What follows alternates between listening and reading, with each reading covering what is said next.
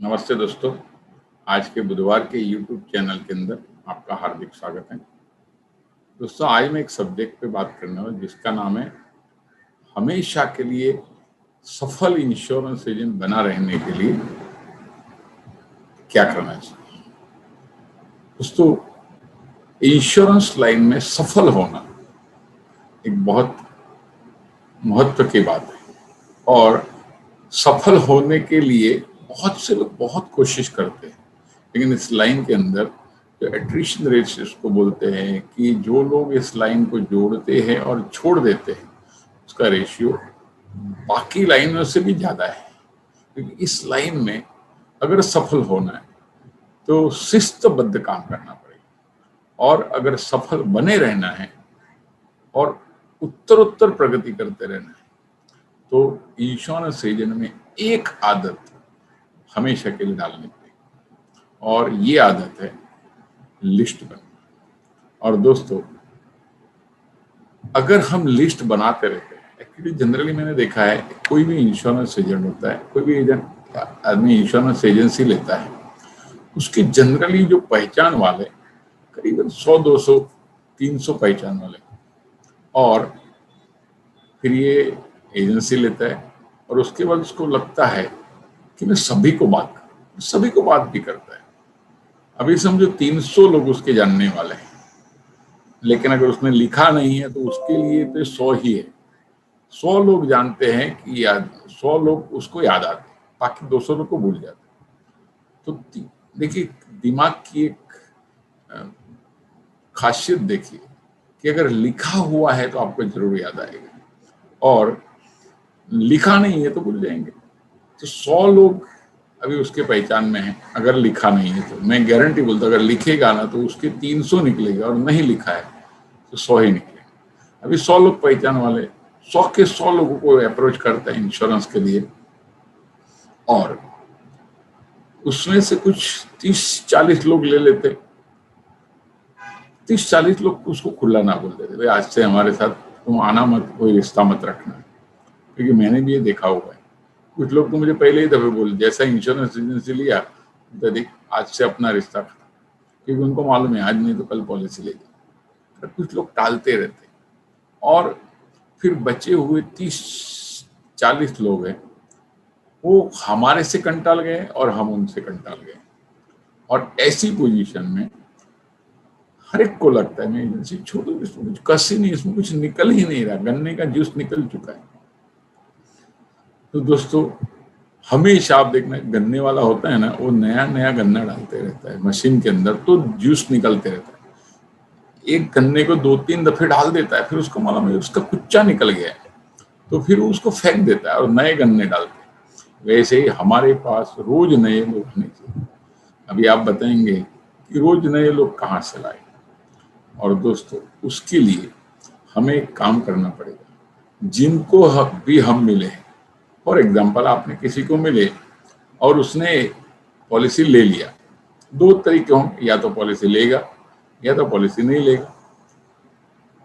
और आपको एक सिस्टम रखना पड़ेगा कि जैसे उसने पॉलिसी लिया आपके पास एक फॉर्म होना चाहिए, लिखा हुआ प्रिंटेड फॉर्म होना चाहिए रेफरेंस लेने के लिए, और उसको आपको रेफरेंस मांगना है कि जैसे उसने पॉलिसी लिया तो सफल हो गया, वो आपसे खुश है तो ही तो पॉलिसी लेगा, आपको प्रोडक्ट पसंद आई तो ही लेगा।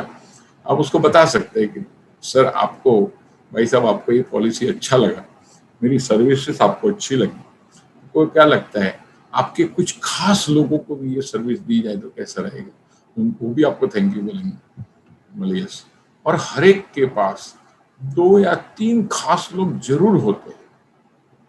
अभी समझो एक ने पॉलिसी लिया, उसमें से 3 तो हम ले लेते तो 1 के 3 हो गए। तो अगर हम 300 लोगों को मिले, 30 लोगों को पॉलिसी लिया तो 30 के वापिस 90, मतलब अंदाज वापिस 100 हो गए। अच्छा, अभी जो लोगों ने हमें ना बोल दिया कि 70 लोगों ने ना बोला, उनको बोलिए कि मुझे इस लाइन में सफल होना है, भले आप मत लीजिए, आपको ये प्रोडक्ट पसंद नहीं आया, कोई आपको जरूरत नहीं है, मैं कुछ लोगों को जाके बताऊंगा, हो सकता है शायद उनको पसंद हो जाए, उनको मैं जरा भी जबरदस्ती नहीं करूंगा और मैं उनको सेवा दूंगा और उनको बताऊंगा, पसंद आएगा तो लेंगे, नहीं पसंद आएगा तो कोई नहीं, आपकी एक मेरे पे मेहरबानी हो जाएगी, मैं सफल हो जाऊंगा तो आपको याद करूंगा। वैसे करके हम उनके सामने फॉर्म रखेंगे। और मैंने देखा है फॉर्म रखेंगे तो 2 या 3 लोगों के नाम लिखते हैं, और तभी हमें बोलना जरूरी है कि आप ऐसे 3 लोगों के नाम लिखिए कि आपके घर में अच्छे या तो बुरे प्रसंग में उनका प्रेजेंट होना बहुत जरूरी है। जैसे कि आपके घर में कोई डेथ हो गया, उनके बगैर डेड बॉडी को हिला नहीं सकते, वैसे खास लोग।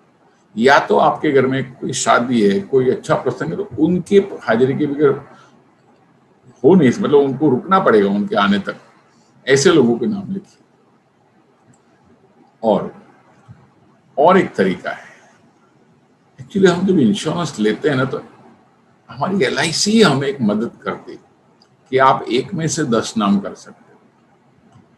अभी जैसे हम डाटा शीट भरते हैं, उनकी डिटेल भरते हैं, तो फादर है, मदर है, ये दोनों का नाम और उम्र को हम लोग पूछ लेते हैं। नहीं, नाम जनरली नहीं पूछते, उम्र पूछ लेते। पिताजी का नाम तो बाय डिफॉल्ट आ जाता है, माँ का नाम जनरली पूछते नहीं। उनकी तबीयत कैसी है, ठीक ठीक करके हम लिख डालते हैं। एक्चुअली हमें नाम लेना चाहिए, डेट ऑफ बर्थ लेना चाहिए।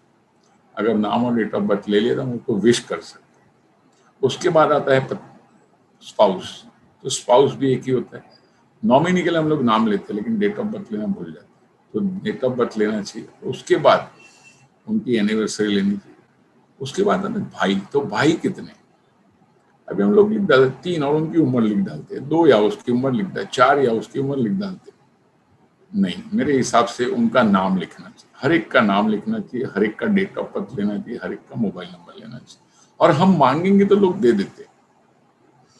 अभी 3 भाई, 3 भाई आ गए, 3 भाभी आ गई।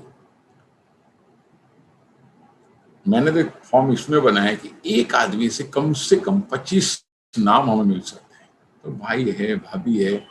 अभी उसके बाद आते हैं सिस्टर, तो बहन कितनी है, खाली नाम और उम्र लिख डालते हैं, तबीयत तो ठीक है लिख डालते हैं। इसके बाद आज से हमें हैबिट चेंज करनी है, उनका नाम लेना है, डेट ऑफ बर्थ लेना है, जीजाजी का नाम लेना है, डेट ऑफ बर्थ लेना है।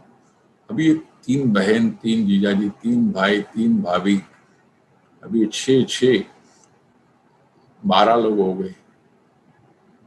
उसके बाद बच्चे लोग आते हैं, तो बच्चे लोग का नाम, डेट ऑफ बर्थ ले सकते हैं, उनका भी प्रोस्पेक्टिंग लिस्ट में नाम ऐड हो सकता है। उसके बाद हमें LIC पहले पूछती थी कि आप अपने खास दोस्त का नाम दिए, अभी हम भूल चुके हैं। एक्चुअली हमें वो पूछना चाहिए कि आपके खास दोस्त का नाम।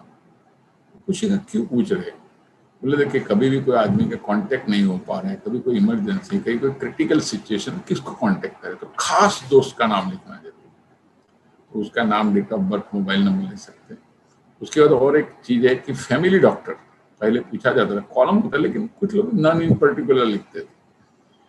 फैमिली डॉक्टर है तो फैमिली डॉक्टर के पास क्या होता था, अगर इसकी कोई डेथ हो गई, अर्ली डेथ का इंक्वायरी करना, तो LIC उसके बाद जा सकती थी, इसके लिए वो पूछते थे। लेकिन एटलीस्ट हमें एक फैमिली डॉक्टर का नाम तो मिल जाता है, मोबाइल नंबर मिल जाता है। आगे से जाके आप जाके पूछ भी सकते हैं कि आपका चार्टर्ड अकाउंटेंट कौन है, उसका नाम और मोबाइल नंबर दे दीजिए।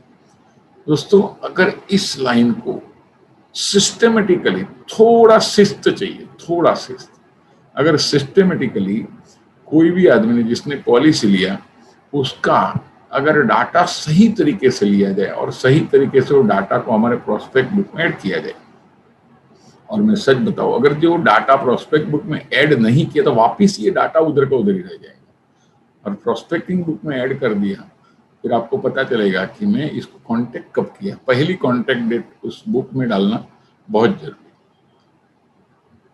दोस्तों, अगर ये तरीके से किया गया, मैं सच बताऊं, मेरे पास एक एजेंट आया, मुझे बोला दीपक भाई मुझे MDRT करना है, अभी 1 ही महीना बाकी है और कम से कम 60% MDRT बाकी है। मैंने बोला कितने लोगों को मिलता है, बोला मिल नहीं पाता हो। फिर धीरे धीरे पता चलने लगा कि अच्छा एजेंट था, बरसों से MDRT करता, लेकिन वो साल उसका काम ही नहीं हो रहा था। मैंने पूछा तुम्हारे पास लिखे हुए नाम कितने हैं, लिखे हुए नाम नहीं है, ऐसे ही जाके मिलता हूँ। मेरा ये सिस्टम छोड़ दो, आज के बाद सक्सेसफुल हमेशा के लिए रहना है तो लिखे हुए नाम होने चाहिए। मैं बोला एक काम कर, ऐसे ही दिन बिगड़ ही रहे ना, 4 दिन और बैठ जा, 4 दिन पूरे दिन बैठ के तो सिर्फ नाम लिखेगा और कुछ नहीं करेगा, और 4 दिन के बाद मुझे फोन कर। दोस्तों, उसने 4 पूरे दिन बैठ के नाम लिखे, 1000 नाम लिखे, 1000 नाम लिखे, और फिर मुझे फोन किया, दीपक को इसमें से बहुत लोगों को मैंने कांटेक्ट भी किया और मुझे अपॉइंटमेंट मिल रही है, और मंथ एंड में मुझे फोन किया, सर मेरा 60% जो MD बाकी था वो कंप्लीट हो गया। और फिर मैंने उसको बीच में एक दफे फोन आया था, मतलब ये काम एक दफे का नहीं, ये तो काम हमेशा का है। आप भी याद रखो, आपको हमेशा के लिए सफल होना है तो रोज जैसे खाना खाते हैं, रोज एक्चुअली जैसे श्वास लेते हैं, अगर हमने ब्रीदिंग लेना बंद कर दिया तो हमारी डेथ हो जाएगी। एक चीज समझ लीजिए, आपने अगर प्रोस्पेक्ट का नाम लिखना बंद किया, एक न एक दिन आप मर जाने वाले, इंश्योरेंस एजेंट करके जिंदा रहेंगे, एजेंट पर्सन करके, लेकिन एजेंसी आपकी मर जाएगी। आपको हमेशा जिंदा रहना, और अगर मोर हेल्दी बनना है, जैसे आप प्राणायाम करते हैं, कपालभाति करते हैं, वैसे ही जितना ज्यादा प्रोस्पेक्ट का सिस्टमेटिक नाम लिया, आपकी एजेंसी उतनी ही जोरदार आगे चल सकती है दोस्तों। सो सफल होने के लिए एक चीज याद रखिए, लिखना डेली, और आज से टारगेट लीजिए, रोज में 10 नाम नहीं लिखूंगा, किसी न किसी रेफरेंस दूंगा, और आप देखिए कुछ दिनों के बाद आप देखोगे कि आप इंश्योरेंस एजेंट की उत्तर प्रगति कर पा रहे हैं। So wish you all the best, God bless you.